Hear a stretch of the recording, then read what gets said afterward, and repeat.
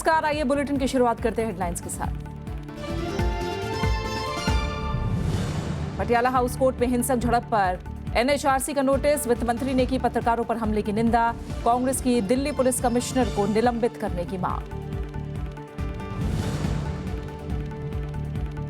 अरुणाचल में राष्ट्रपति शासन हटाने की केंद्रीय कैबिनेट की सिफारिश, सुप्रीम कोर्ट ने यथास्थिति बनाए रखने का दिया आदेश, सरकार गठन पर अनिश्चितता बरकरार। हरियाणा में जाट आंदोलन से 5वें दिन भी सड़क और रेल यातायात पर असर, सरकार ने आर्थिक तौर से पिछड़ों के लिए दुगना किया आरक्षण कोटा, आय सीमा 6 लाख करने का ऐलान।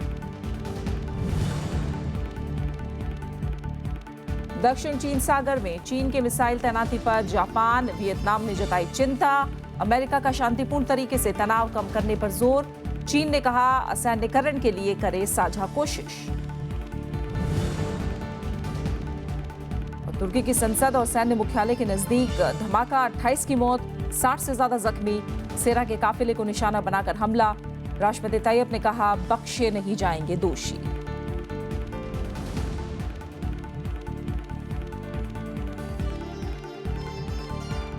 पटियाला हाउस कोर्ट में हिंसक झड़प पर एनएचआरसी ने केंद्रीय गृह सचिव, दिल्ली के मुख्य सचिव और पुलिस आयुक्त को नोटिस जारी करके 1 हफ्ते में जवाब मांगा है, तो वित्त मंत्री ने अदालत परिसर में पत्रकारों पर हमले की निंदा की है।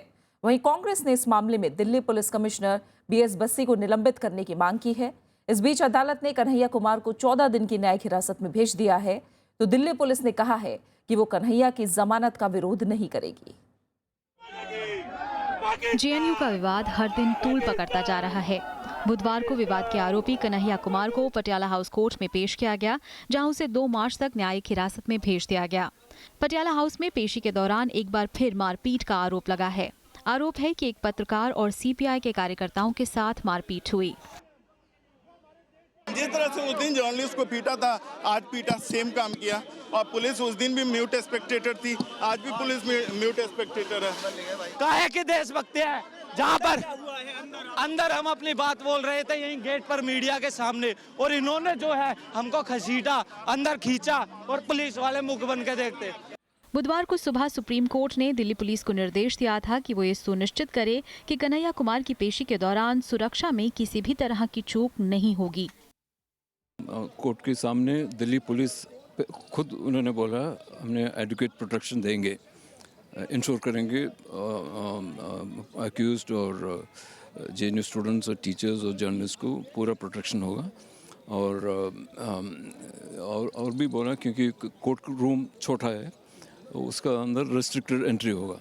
उधर कन्हैया कुमार ने एक चिट्ठी लिखकर देश, समाज और विश्वविद्यालयों में शांति न भंग करने की अपील की है।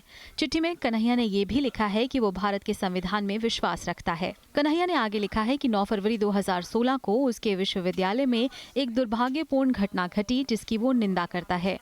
चिट्ठी में विवादित वीडियो के बारे में लिखा गया है कि विभिन्न सूत्रों से प्राप्त वीडियो में देखने के बाद पता चलता है कि जेएनयू में कुछ वहीं के और कुछ बाहरी लोग असंवैधानिक नारे लगा रहे हैं, इसलिए वो अपनी संवैधानिक प्रतिबद्धता के साथ उन नारों का समर्थन नहीं करता है। वहीं दिल्ली पुलिस ने कहा है कि अगर कन्हैया जमानत के लिए अर्जी देता है तो वो विरोध नहीं करेगी। As far as merits of that case are concerned, we will present that those in the court of law, but if he applies for the bail, we have no objection if he gets the bail. Delhi police commissioner ने पेशी के दौरान कन्हैया कुमार के साथ मारपीट के आरोप को खारिज किया है। We waded through the crowd, there was jostling, and despite jostling, this has been done. And I think you see now next time when he will be produced, we'll use some other tactics. Patiala house court में मारपीट के आरोपों को supreme court ने गंभीरता से लिया है। कोर्ट ने वकीलों की एक टीम गठित की है जो गुरुवार को अपनी रिपोर्ट सौंपेगी। नवविक्रम सिंह के साथ अरुणा ठाकुर, राज्यसभा टीवी। जेएनयू विवाद को लेकर प्रदर्शनों का सिलसिला जारी है। बीजेपी ने राष्ट्रवाद पर अभियान चलाने का फैसला किया है, तो कांग्रेस ने जेएनयू को बदनाम करने के लिए सरकार को आड़े हाथों लिया। वहीं दिल्ली पुलिस ने कहा है कि कन्हैया के खिलाफ सबूतों की कमी नहीं है। जेएनयू छात्रों के समर्थन और विरोध में रैलियों और प्रदर्शनों का दौर जारी है। बीजेपी ने मंगलवार को जंतर मंतर पर जेएनयू में देश विरोधी गतिविधियों में शामिल छात्रों के खिलाफ प्रदर्शन किया। पीटीआई के मुताबिक पार्टी राष्ट्रवाद के मुद्दे पर संसद के बजट सत्र में आक्रामक रुख अपनाएगी। गुरुवार से 3 दिन के लिए जन स्वाभिमान अभियान भी चलाया जाएगा। इस बीच केंद्र सरकार ने कहा है कि जेएनयू प्रतिष्ठित संस्थान है। हम ऐसा समझते हैं कि जवाहरलाल नेहरू विश्वविद्यालय परिसर में एक वैकल्पिक आवाज भी है जो प्रभावी है, सशक्त है और रचनात्मक है। देश उस आवाज को भी सुनना चाहता है। दूसरी तरफ कांग्रेस के छात्र संगठन एनएसयूआई ने रायसीना रोड पर प्रदर्शन किया। एनएसयूआई कार्यकर्ताओं की पुलिस से झड़प भी हुई और इसके बाद कुछ छात्रों को हिरासत में लिया गया। एनएसयूआई नेताओं ने देश विरोधी नारे लगाने वालों पर कड़ी कार्रवाई की मांग की। साथ ही सरकार पर जेएनयू को बदनाम करने का आरोप लगाया। छात्र यूनिवर्सिटी में कुछ गड़बड़ी करते हैं तो वीसी को उस पर कार्रवाई करके सबसे पहले वीसी को जांच करके रिपोर्ट देनी चाहिए। आपने तो भारतीय जनता पार्टी ने पूरे जेएनयू को बता दिया कि वो यूनिवर्सिटी ऐसी है कि वो देशद्रोही है। अगर उसमें कोई देशद्रोही व्यक्ति है तो उसको गिरफ्तार होना चाहिए, कार्रवाई होनी चाहिए। इस बीच वाम दलों और कांग्रेस से जुड़े छात्र संगठनों ने बयान जारी कर जेएनयू छात्र संघ अध्यक्ष कन्हैया कुमार की रिहाई की मांग की। इन संगठनों ने विश्वविद्यालय में कथित रूप से देश विरोधी नारेबाजी का भी विरोध किया। जेएनयू में एंटी नेशनल स्लोगन लगे, हम उसकी भर्त्सना करते, पुरजोर तरीके से भर्त्सना करते और शायद हम अपने आप को एक नेशनलिस्ट आवाज मानते हैं, लेकिन हमारे नेशनलिज्म की परिभाषा कुछ डिफरेंट है। दिल्ली पुलिस ने कहा है कि कन्हैया कुमार के खिलाफ देशद्रोह के मामले में उसके पास पुख्ता सबूत हैं। पुलिस आयुक्त बीएस बस्सी ने कहा कि जल्द ही बाकी आरोपियों को भी गिरफ्तार कर लिया जाएगा। काफी संख्या में इसमें लोगों ने पार्टिसिपेट किया था और इसके जो रिंग लीडर्स हैं उनको हमने ऑलरेडी आइडेंटिफाई किया हुआ है और हम जो है उनकी जो मुनासिब सर्च में हम लगे हुए हैं और मुझे पूरा विश्वास है जल्दी ही वो लोग पकड़े जाएंगे। राष्ट्रीय मानवाधिकार आयोग ने जेएनयू में पुलिस कार्रवाई पर केंद्र सरकार, दिल्ली पुलिस और जेएनयू प्रशासन को नोटिस भेजा है। नोटिस उन रिपोर्टों के बाद भेजा गया है जिसमें पुलिस कार्रवाई को अवैध बताया गया है। Bureau report, Rajya Sabha TV. केंद्र ने पश्चिम बंगाल सरकार से कोलकाता के जादवपुर विश्वविद्यालय में कथित तौर पर देश विरोधी नारेबाजी पर रिपोर्ट मांगी है। गृह मंत्रालय ने पूछा है कि छात्रों ने किस मुद्दे पर प्रदर्शन किया। छात्रों ने मंगलवार शाम विश्वविद्यालय परिसर में रैली निकाली थी। इसमें कथित तौर पर देश विरोधी नारेबाजी की गई थी। विश्वविद्यालय के कुलपति सुरंजन दास ने कहा कि छात्र संघ ने रैली नहीं निकाली थी। उन्होंने कहा कि अगर रिपोर्ट में देश विरोधी नारेबाजी की पुष्टि होती है तो दोषियों पर कार्रवाई की जाएगी। So it is true that certain fringe elements raise those slogans. That is condemnable. We condemn that. But it is also true that for the sake of some fringe elements, 1%, 2%, I do not know what is that, the entire Jadavpur University community cannot be condemned. The entire Jadavpur University students' body cannot be condemned. केंद्रीय मानव संसाधन विकास मंत्रालय ने देश के सभी केंद्रीय विश्वविद्यालयों के कुलपतियों की आज बैठक बुलाई है। बैठक में अनुसूचित जाति, जनजाति, पिछड़ा वर्ग के छात्रों के साथ विश्वविद्यालयों में होने वाले भेदभाव को लेकर चर्चा होगी। इसके तहत ऐसे मसलों पर विश्वविद्यालय प्रशासन को संवेदनशील बनाने पर जोर होगा। हैदराबाद केंद्रीय विश्वविद्यालय के दलित छात्र रोहित वेमुला के आत्महत्या के मामले पर देश भर में विरोध के बाद मंत्रालय ने बैठक बुलाने का फैसला किया था। फरीदाबाद के सूरजकुंड में होने वाले इस 1 दिवसीय बैठक में देश भर के 46 केंद्रीय विश्वविद्यालयों के कुलपति शामिल होंगे। विश्वविद्यालय प्रशासन को संवेदनशील बनाने वाले मुद्दों के सत्र की मध्यस्थता प्रोफेसर सुखदेव थोराट करेंगे, जो कि यूजीसी के पूर्व अध्यक्ष रहे हैं और शिक्षण संस्थानों में दलितों के प्रति भेदभाव के मुद्दों पर उन्होंने काम किया है। बैठक में विश्वविद्यालयों में यूजीसी नियमन 2012 के तहत समानता को बढ़ावा देने और शिकायत निवारण संबंधी तंत्र को नहीं अपनाए जाने पर भी चर्चा होगी। अरुणाचल में सरकार गठन की कोशिशें एक बार फिर अधर में लटक गई हैं। सुप्रीम कोर्ट ने कांग्रेस के बागी विधायकों की सदस्यता पर फैसला आने तक यथास्थिति बनाए रखने का आदेश दिया है। कोर्ट का यह आदेश केंद्रीय कैबिनेट के उस फैसले के बाद आया है जिसमें राज्य से राष्ट्रपति शासन हटाने की सिफारिश की गई है। अरुणाचल में चल रही सियासी उठापटक में एक नया मोड़ आ गया है। बुधवार को सुप्रीम कोर्ट ने राज्य में यथास्थिति बनाए रखने का आदेश दिया। अदालत ने कांग्रेस के 14 बागी विधायकों की अयोग्यता से जुड़े मामले की जानकारी भी मांगी है। अरुणाचल विधानसभा के महासचिव और गुवाहाटी हाईकोर्ट को गुरुवार तक इस मामले से जुड़े सभी कागजात पेश करने होंगे। इससे पहले केंद्रीय कैबिनेट ने राज्य में राष्ट्रपति शासन हटाने की सिफारिश की थी। इस सिफारिश का मतलब था राज्य में नई सरकार के गठन का रास्ता साफ हो जाना। Well, as far as Arunachal is concerned, there is some privilege exchange between the governor and the president, which we cannot disclose. वहीं बीजेपी के समर्थन की बदौलत कांग्रेस के बागी विधायक कलिखो पुल ने अपनी सरकार के गठन की उम्मीद जताई है। कलिखो पुल का कहना है कि राष्ट्रपति शासन हटने पर सरकार बनाने का सबसे पहला मौका उन्हीं को मिलना चाहिए। एज एंड व्हेन जब भी प्रेसिडेंट प्रोक्लेमेशन को रिवोक करेगा या शीश करेगा, उसी समय में क्योंकि हमारा पास मेजोरिटी है, हाईकोर्ट से हम लोग केस जीत चुका है, तो हमको बुलाना चाहिए, सरकार बनाने के लिए हमको मौका देना चाहिए। हमने ऐसा क्लेम किया। We have submitted him our demand. We have submitted that we 11 members BJP legislature support Kaliko Pull-led government unconditionally from outside. दरअसल अरुणाचल में सोमवार से ही सरकार के गठन की सुगबुगाहट थी, जिसे रोकने के लिए कांग्रेस ने सुप्रीम कोर्ट का दरवाजा खटखटाया था। हालांकि तब अदालत ने यथास्थिति बनाए रखने और नई सरकार के गठन पर रोक से इनकार कर दिया था। इसके बाद पार्टी ने राष्ट्रपति से इस मामले में दखल की मांग की थी। गौरतलब है कि कांग्रेस के असंतुष्ट नेता कलिखो पुल सरकार बनाने के लिए 32 विधायकों के समर्थन वाली चिट्ठी राज्यपाल को सौंप चुके हैं। बीते साल दिसंबर से ही राज्य में संवैधानिक संकट बना हुआ है। विशाल दहिया, राज्यसभा टीवी। जम्मू कश्मीर में सरकार गठन की कोशिशें तेज हो गई हैं। करीब 1 महीने के गतिरोध के बाद बीजेपी ने पहल करते हुए पीडीपी से बातचीत की। बीजेपी के महासचिव राम माधव ने श्रीनगर में पीडीपी प्रमुख महबूबा मुफ्ती से मुलाकात की। दोनों के बीच करीब 1 घंटे तक कल बातचीत हुई। हालांकि बैठक के बाद राम माधव ने मीडिया से कोई बात नहीं की। राज्य में सरकार गठन को लेकर बीजेपी और पीडीपी के वरिष्ठ नेताओं के बीच ये पहली औपचारिक बैठक थी। राज्य में फिलहाल राज्यपाल शासन लगा हुआ है। मुफ्ती मोहम्मद सईद के निधन के बाद से महबूबा मुफ्ती ने शुरुआत में सख्त रुख दिखाते हुए बीजेपी और केंद्र सरकार से कुछ मसलों पर ठोस आश्वासन की मांग की। हालांकि बाद में वरिष्ठ पीडीपी नेता मुजफ्फर बेग ने नरम लहजे में कहा था कि पार्टी सिर्फ निश्चित समय सीमा के भीतर गठबंधन के एजेंडे को लागू करवाना चाहती है। हरियाणा में जाट आंदोलन से 5वें दिन भी सड़क और रेल यातायात पर असर पड़ रहा है। इस बीच हरियाणा सरकार ने आर्थिक रूप से पिछड़े वर्गों के लिए आरक्षण का कोटा 10 से बढ़ाकर 20% करने का ऐलान किया है। वार्षिक आय सीमा भी 2.5 लाख से बढ़ाकर 6 लाख रुपए कर दी गई है, ताकि ईबीसी वर्ग के ज्यादा से ज्यादा लोगों को इसका फायदा मिल सके।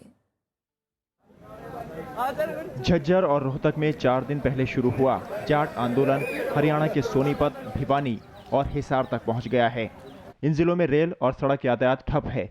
एहतियात के तौर पर स्कूलों को बंद कर दिया गया है। हजारों लोग बस अड्डों और रेलवे स्टेशनों पर फंसे हैं। रेलवे के मुताबिक इससे 60 ट्रेनों की आवाजाही पर असर पड़ा है, जबकि रोहतक दिल्ली मार्ग पर 2 ट्रेनों का रास्ता बदला गया। 60 ट्रेनें मेल एक्सप्रेस और पैसेंजर है जो बंद है, इससे यात्री काफ़ी परेशान है।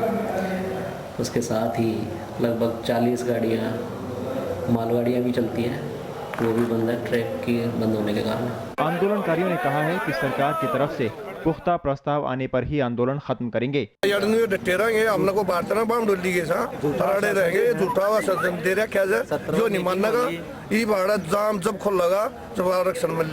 पुलिस ने यातायात व्यवस्था में बाधा पहुंचाने के लिए 1000 से ज्यादा लोगों पर मामला दर्ज किया है। Bureau report, Rajya Sabha TV. खबरें लगातार जारी है, लौट रहे हैं एक छोटे से ब्रेक के बाद।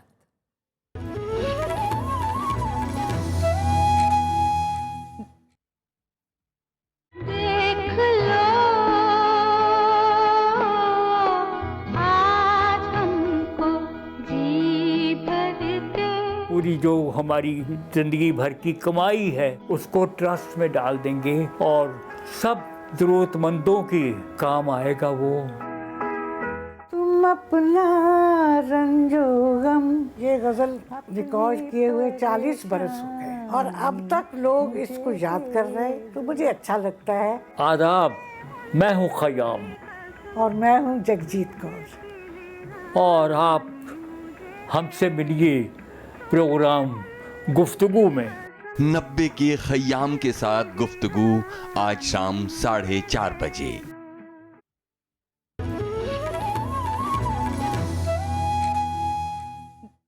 कैबिनेट ने लाइगो इंडिया प्रस्ताव को मंजूरी दे दी है। इसका मकसद गुरुत्वाकर्षण तरंगों में शोध को बढ़ावा देना है। प्रस्ताव के तहत बनने वाली लैब दुनिया में इस तरह की तीसरी लैब होगी। केंद्रीय कैबिनेट की बुधवार को हुई बैठक में विज्ञान से जुड़ा बड़ा फैसला हुआ। मंत्रिमंडल ने लाइगो इंडिया विज्ञान प्रस्ताव को सैद्धांतिक मंजूरी दे दी है। इसके तहत गुरुत्वाकर्षण तरंगों के बारे में नई जानकारियां जुटाने की एक अध्ययनशाला बनाई जाएगी। इसका प्रस्ताव परमाणु ऊर्जा विभाग और विज्ञान और तकनीक विभाग ने रखा था। ये मंजूरी ऐसे वक्त में मिली है जब कुछ दिन पहले गुरुत्वाकर्षण तरंगों की पहचान हुई थी। This approval coincides with the historic detection of gravitational waves a few days ago. Indian science research is so fast. इससे साइंटिस्ट को और इंजीनियर्स को ग्रेविटेशनल वेव में गहराई से जाकर ग्लोबल लीडरशिप लेने में सुविधा मिलेगी।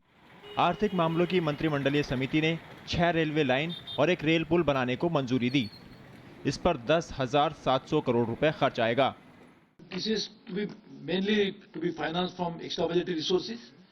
So this is what we are going to do it. And these projects are largely in the coal area, so that this will also augment the resources of railways in terms of carrying more freight. Cabinet ने परिसीमन कानून और जन प्रतिनिधित्व कानून में बदलावों को भी मंजूरी दी। इसके जरिए बांग्लादेश से गलियारों की अदला बदली के बाद भारत आए लोगों के लिए विधानसभा और लोकसभा क्षेत्रों का परिसीमन किया जाएगा। विशाल दहिया, राज्यसभा टीवी। प्रधानमंत्री नरेंद्र मोदी ने कल सड़क, रेल, कोयला, विद्युत और नवीकरणीय ऊर्जा के क्षेत्रों में महत्वपूर्ण ढांचागत परियोजनाओं की प्रगति की समीक्षा की। प्रधानमंत्री ने सूचना और संचार प्रौद्योगिकी आधारित मल्टी मॉडल मंच प्रगति के जरिए ढांचागत परियोजनाओं का जायजा लिया। बैठक में प्रधानमंत्री ने कहा कि रेलवे स्टेशन देश में आर्थिक गतिविधियों के केंद्र और प्रतिष्ठित भवन की हैसियत हासिल करें। इसके लिए उन्होंने हर राज्य में कम से कम एक स्टेशन को आर्थिक गतिविधियों के केंद्र के रूप में विकसित करने पर जोर दिया। प्रधानमंत्री ने लोगों की सड़क और राजमार्ग संबंधी शिकायतों की समीक्षा भी की और संबंधित अधिकारियों को शिकायतों के जल्द निपटारे के आदेश दिए।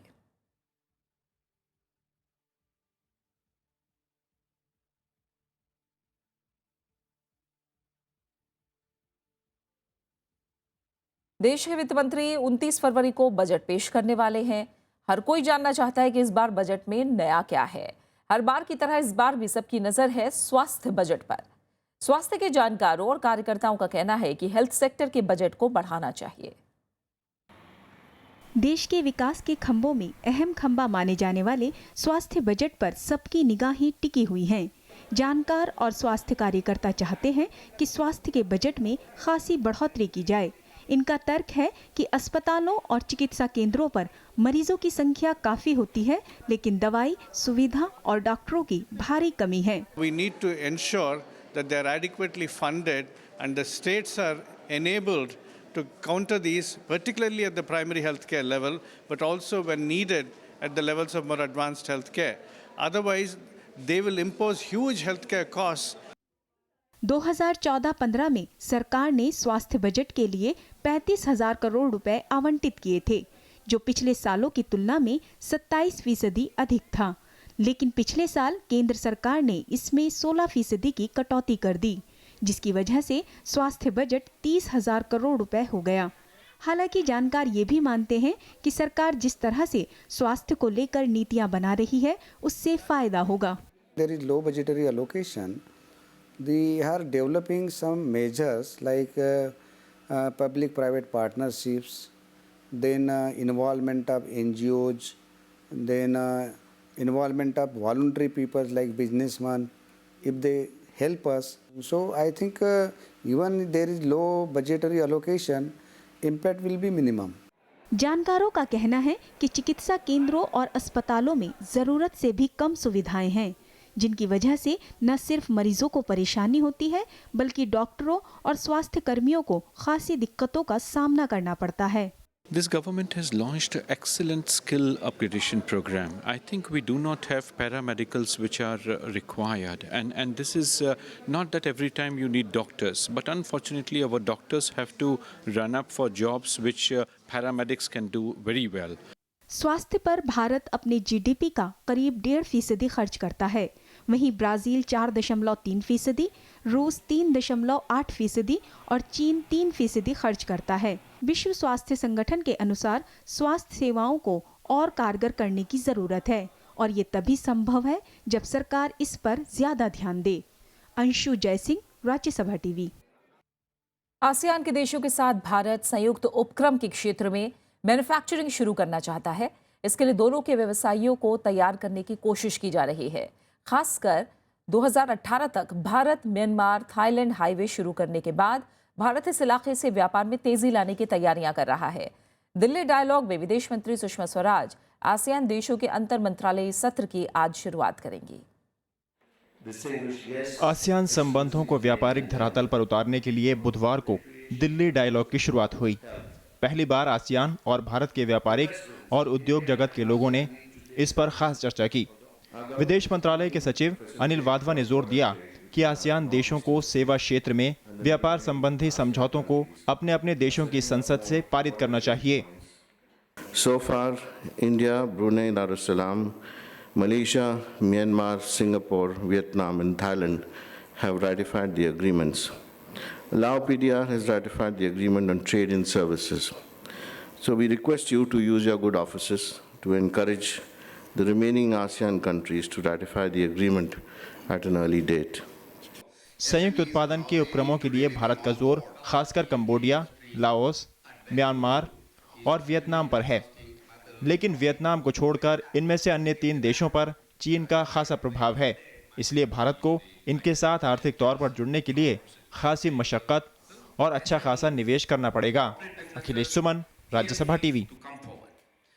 तुर्की की राजधानी अंकारा में सेना के सर्विस वाहनों को निशाना बनाकर किए गए कार बम धमाके में 28 लोगों की मौत हो गई और 61 लोग घायल हुए हैं। तुर्की के उप प्रधानमंत्री नुमान कुतुलुसमस ने ये जानकारी दी है। हमले को किसने अंजाम दिया है, इसके बारे में फिलहाल जानकारी नहीं मिल पाई है। घटनास्थल तुर्की सेना के मुख्यालय और संसद के करीब था। भीषण विस्फोट की आवाज पूरे शहर में सुनाई दी, जिससे लोग दहशत में आ गए। हमले में जवानों को लेकर जा रहे सेना के वाहनों के काफिले को निशाना बनाया गया। प्रधानमंत्री ने घटना की जानकारी मिलने के बाद अपनी ब्रसेल्स यात्रा रद्द कर दी है। इस बीच राष्ट्रपति तैयब एर्दोगन ने कहा है कि हमले के लिए जो भी दोषी पाए जाएंगे उन्हें बख्शा नहीं जाएगा। दक्षिण चीन सागर क्षेत्र के वूडी द्वीप पर चीन की तरफ से एंटी एयरक्राफ्ट मिसाइलें तैनात करने की खबर है। इसके बाद वियतनाम और जापान ने इस इलाके में तनाव बढ़ने वाला इसे कदम बताया है।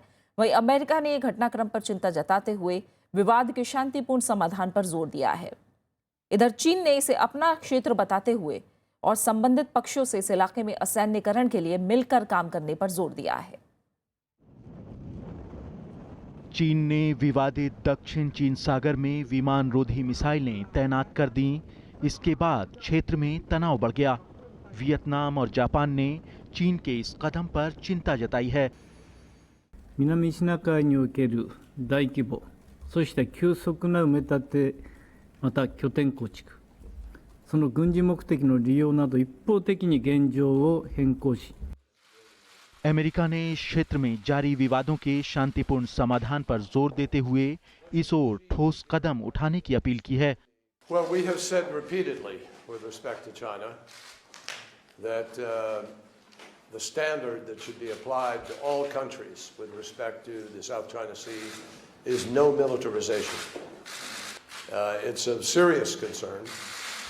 We've had these conversations with the Chinese. इधर चीन ने कहा है कि दक्षिण चीन सागर के असैन्यीकरण के लिए सभी पक्षों को मिलकर काम करना होगा। 符合各方的利益，但非军事化不能够仅仅针对单一的国家，也不能够实施双重或者多重的标准。 इस बीच चीन ने संयुक्त राष्ट्र में दक्षिण चीन सागर को लेकर फिलीपींस की ओर से दायर मध्यस्थता के प्रस्ताव को नामंजूर कर दिया है। चीन ने कहा कि वो इस मुद्दे को लेकर अपने पुराने रुख पर कायम है। चीन दक्षिण चीन सागर को अपना हिस्सा बताता है। इसके चलते उसका इस मुद्दे पर फिलीपींस, वियतनाम, जापान के साथ विवाद चल रहा है। Bureau report, Rajya Sabha TV. Hindi cinema के जाने माने संगीतकार खयाम का आज जन्मदिन है। करीब 3 पीढ़ियों को अपने संगीत से मुग्ध रखने वाले खयाम ने जीवन में कई उतार चढ़ाव देखे हैं। राज्यसभा टीवी से बातचीत में खयाम ने बताया कि उन्होंने संघर्ष करने वाले कलाकारों के लिए अपनी पूरी संपत्ति दान करने का फैसला किया है।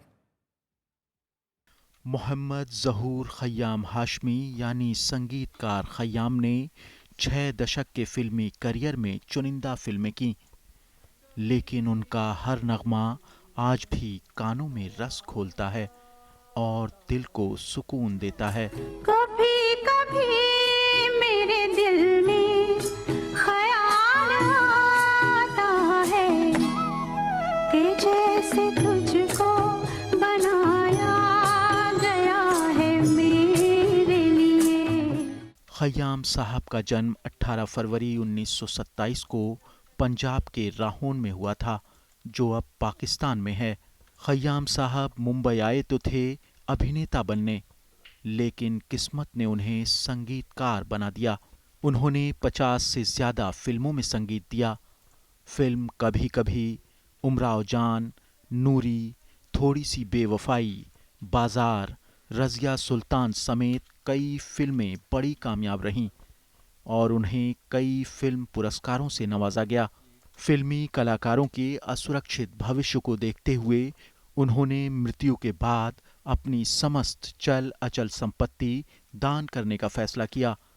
एक ट्रस्ट के जरिए आने वाले समय में कलाकारों को मदद दी जाएगी।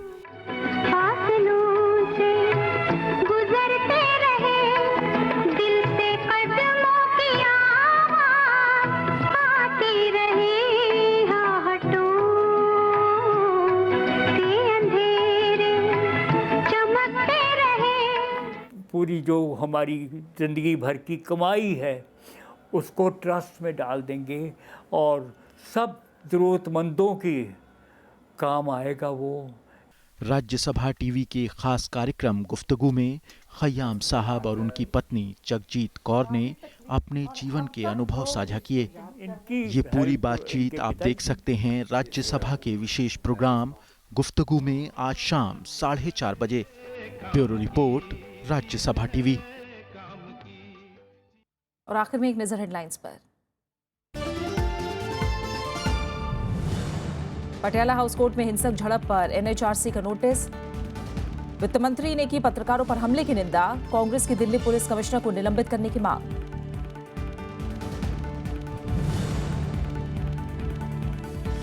अरुणाचल में राष्ट्रपति शासन हटाने की केंद्रीय कैबिनेट की सिफारिश। सुप्रीम कोर्ट ने यथास्थिति बनाए रखने का दिया आदेश। सरकार गठन पर अनिश्चितता बरकरार।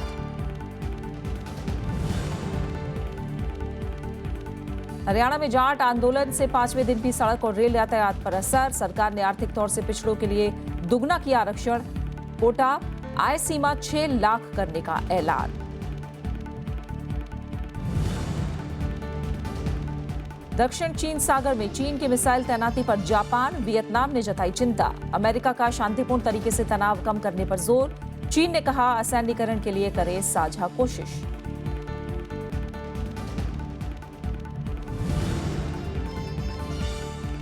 तुर्की की संसद और सैन्य मुख्यालय के नजदीक धमाका। 28 की मौत, 60 से ज्यादा जख्मी। सेना के काफिले को निशाना बनाकर हमला। राष्ट्रपति ने कहा बख्शे नहीं जाएंगे दोषी।